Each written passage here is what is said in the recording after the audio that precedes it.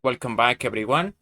So for today's video, we're gonna see some examples where we improve our position by retreating one of our pieces. So we always want to move forward, but that is not quite true. What we want to do is improve our position, and sometimes the best move is going to be a retreated move. So here we have a simple example, rather simple, but it's not that obvious. So, okay, we're gonna go knight to h1. It goes to the corner, but now the objective and the plan should be clear. We're gonna put the knight on g5. That is the clear route for the knight. And then we're gonna also put the queen here on h5, right? So that is the plan, just to threaten to checkmate. Okay, so we get a lot of different moves. Bishop to d7. Black is already in trouble. Knight to f2. We're gonna go with that plan. Rook a to a8. So we don't really want to trade rooks here. You always want to keep the tension. So that's why we double up the rook. Now rook takes on e2. We just take back. Knight to d8. Now knight to h3. Bishop to c6. Hitting the queen. So we have to move the queen to h5. And they say they move h6. So this is a blunder, but I think it's very good for the example. In the game, what actually happened, they move g6. So that continues the game, but here, just for the purposes, okay, h6. Now knight jumps in. They push the pawn to b5. Maybe they want to kick out this bishop. That is very powerful.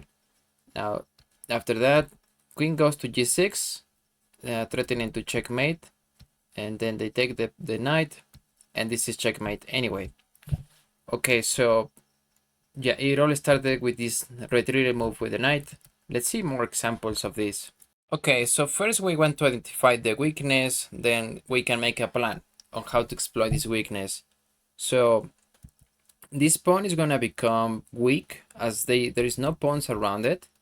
The same thing for white. This pawn on e4 is a weakness as there is no pawns around it. So that's one tip to identify weaknesses. I have a whole playlist if you want to check it out. Now, okay, so what is the plan? To cover this weakness and at the same time hit the pawn. Okay, so we're gonna retreat the knight to e2, and the objective is to put it here on c3. Okay, before that happens, bishop goes to a4. Okay, so what happened in the game is to move they move the knight, the rook, sorry, rook to c1, and then this is out of the danger, right? Rook f to d8. Now knight goes to c3, and we can possibly think about, at least we're hitting this weakness. They can never push the pawn. We cannot think about putting an outpost on this square with the knight just yet, because after bishop to c6, that is no longer, I mean, it's possible, but that will be a strategical mistake. Something like this happens, and this will lead to a draw. We have the same amount of weaknesses in the position as black has, so nothing for white to play. I mean, it's a draw. Then the game continues. h6, queen goes to e3, and I think the plan now is to create a second weakness. Okay, we have this permanent weakness. This pawn is not going anywhere.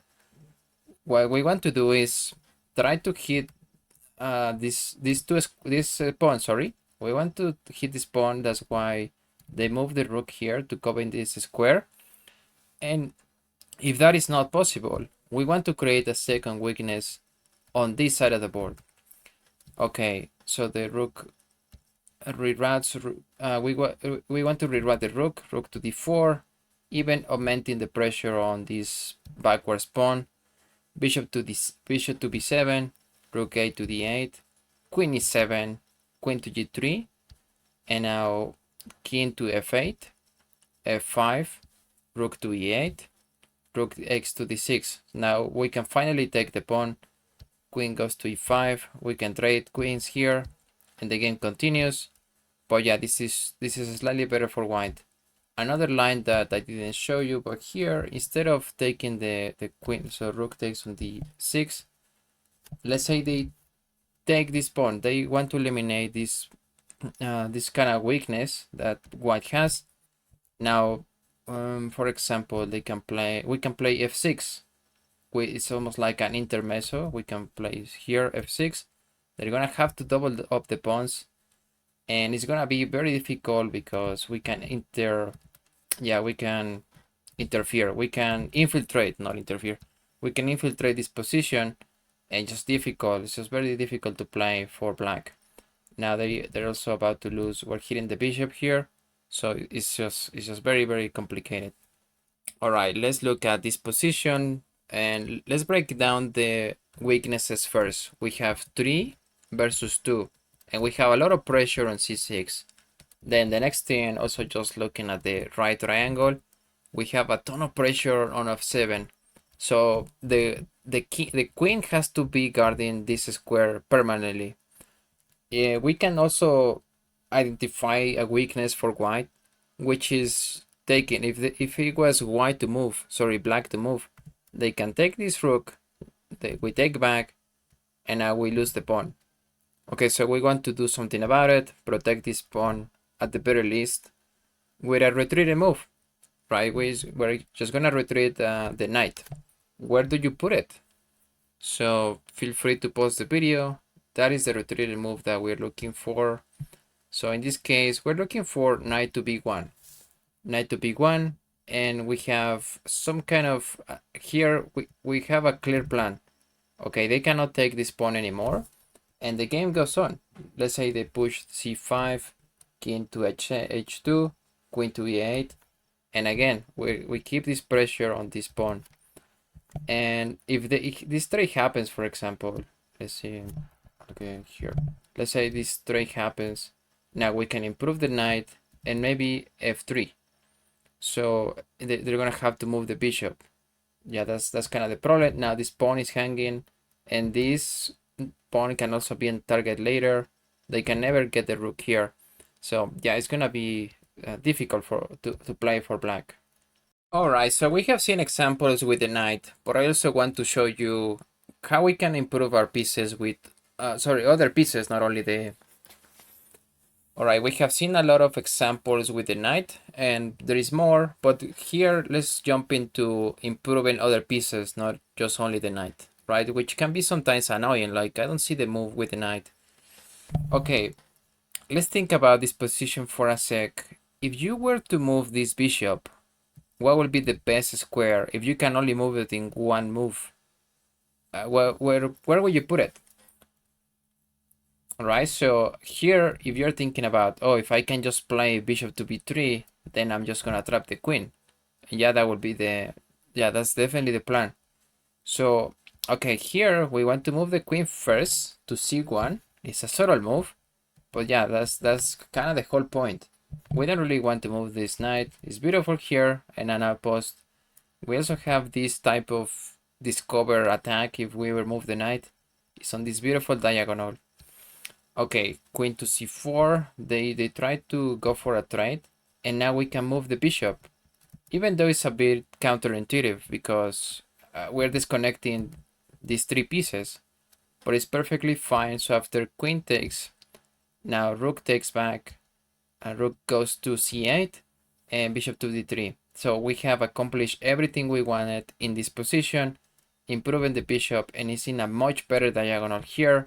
It was basically an extra pawn, but here we have a lot of power with this bishop.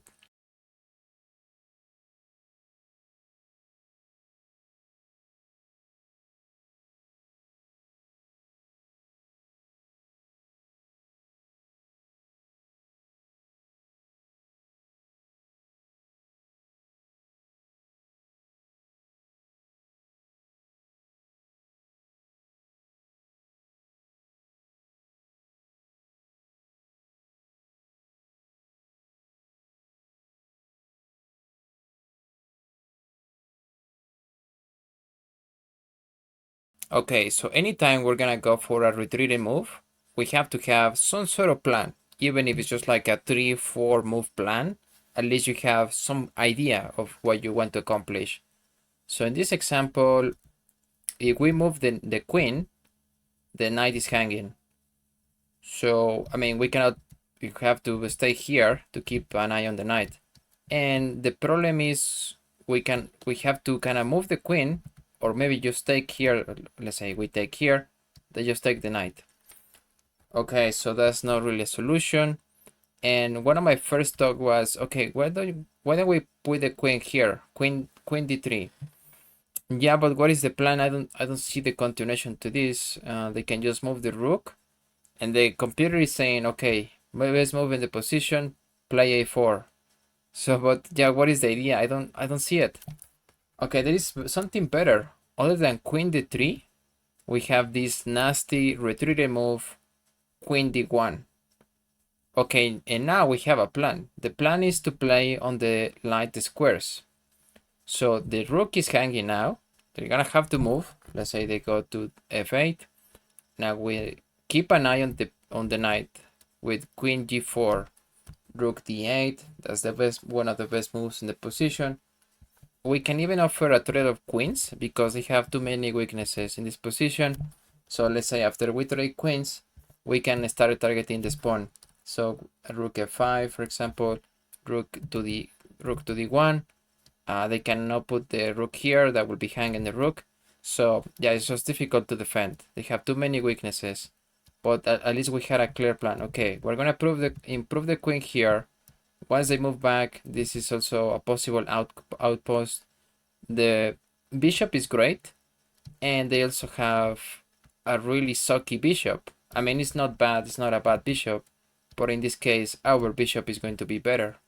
To be honest, in this one, it took me a while. I also didn't know the purpose of this specific example was to retreat a piece.